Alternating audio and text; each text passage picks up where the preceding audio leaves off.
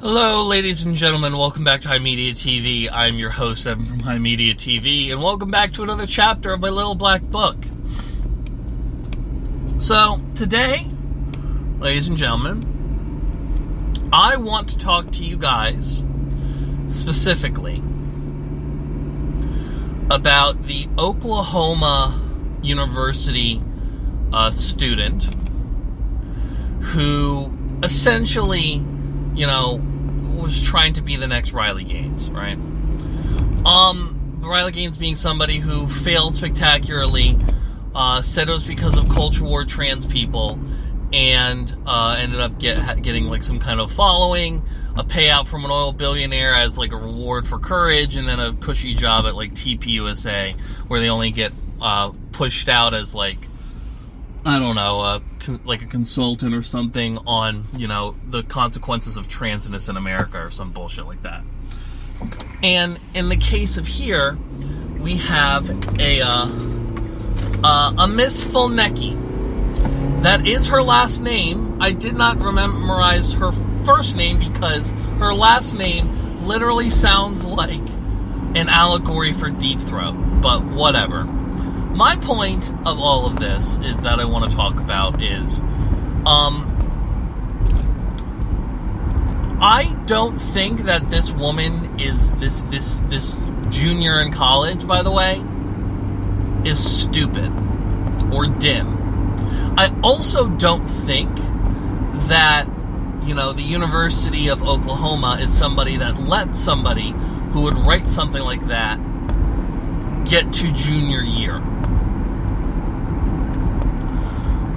So I'm not going to insult this woman's intelligence, because usually what you could attribute to malice, you should attribute to incompetence. I'm attributing it to malice. And the reason I'm attributing it to malice is that her mother is a well-known J6 lawyer that very much likes the spotlight and is known to stir up culture war issues to be in the news.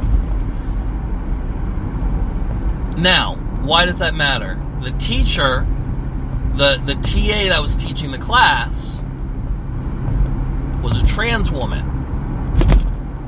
And I would bet money that at some point, little Miss Fulnecki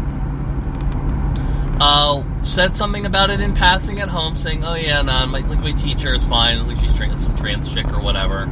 Or like probably said, "Oh, she's like it's a man pretending to be a woman, like that's my teacher," or like some hateful shit like that, right? And I think that fundamentally, her mom was like, "Ooh, I see an opportunity," and so here we have, like, I've read her paper,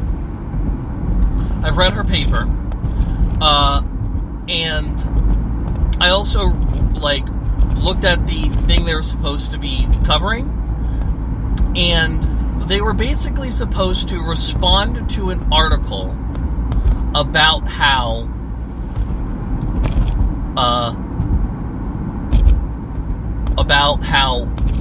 young girls and the gender expectations put on them leads them to have a higher rate of bulimia than men who are forced to, peer pressured into following specific gender roles.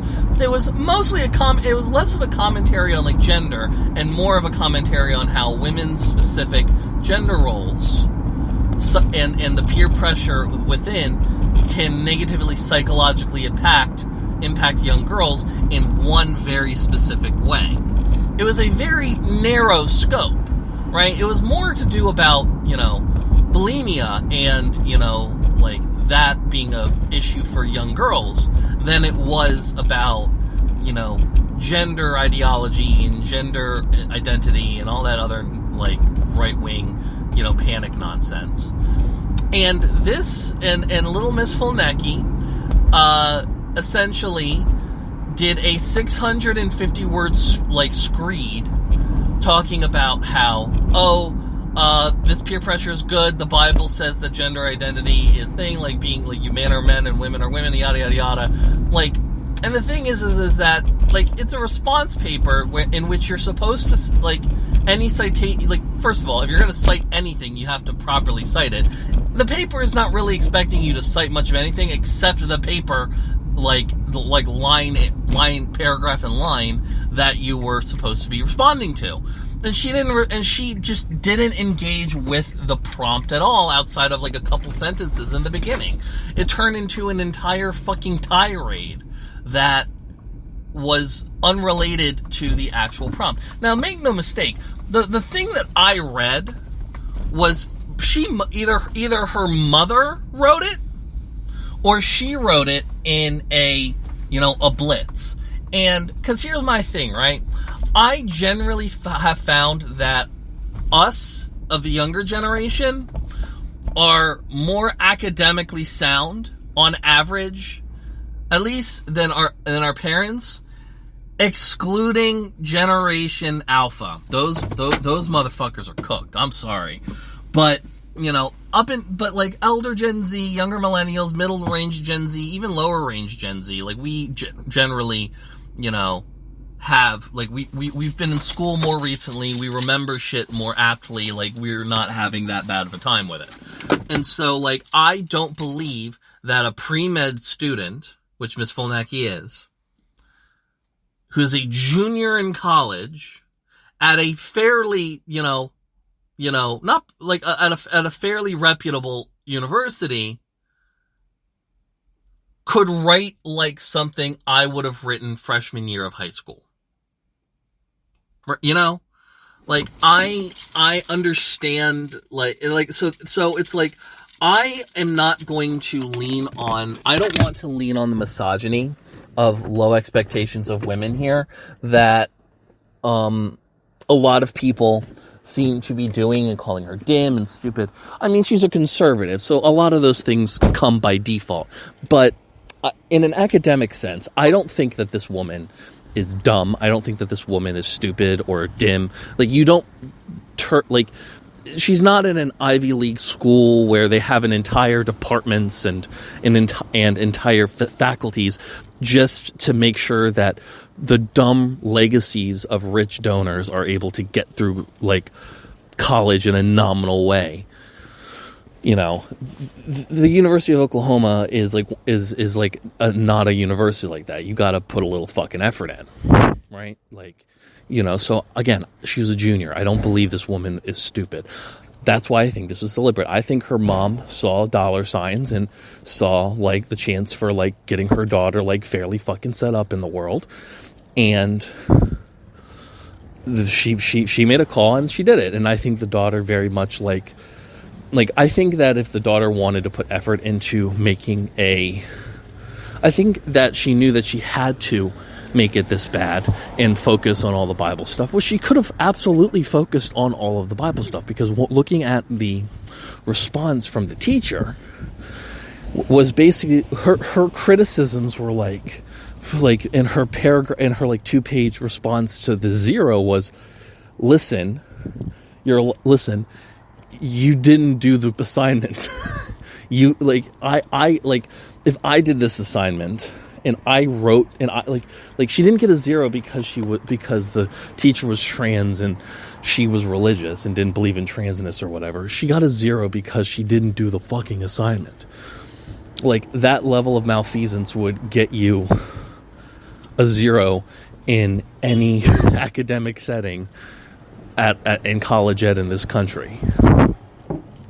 So, where does this leave? Well, Ms. Fulnecki has gotten, a participation award from the Republican State Assembly of Oklahoma. She's doing interviews and stuff like that. She's going to get her bag. Whatever.